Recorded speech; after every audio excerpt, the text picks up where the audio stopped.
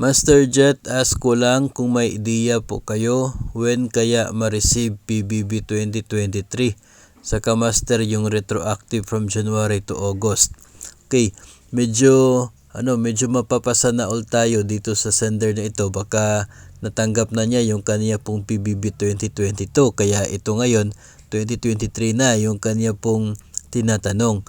Wala pa pong isang agency na eligible ngayon sa PBB 2023. Ongoing ang evaluation para sa mga government agencies, kaya hindi pa rin po natin matukoy kung tayo ba ay eligible na sa PBB 2023 na yan.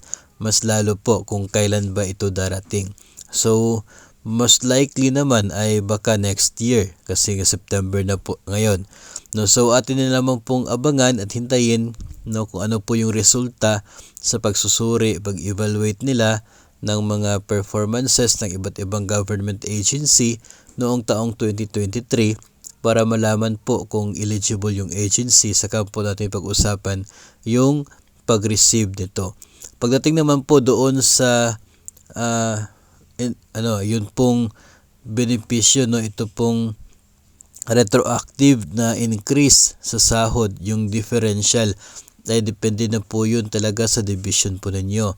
By division yung processing o kaya ay by implementing schools. Yung processing po niyan ay kaya nakadepende talaga sa kanila. Magkakaiba po, yung iba ay tapos na, matagal na natanggap, yung iba ay ongoing pa, yung iba naman ay di po natin matukoy talaga kung kailan. So mas better po na ito ay i-refer sa sinuman po na concerned employees dyan po sa inyong division para malaman kung kailan possible na darating po sa inyo.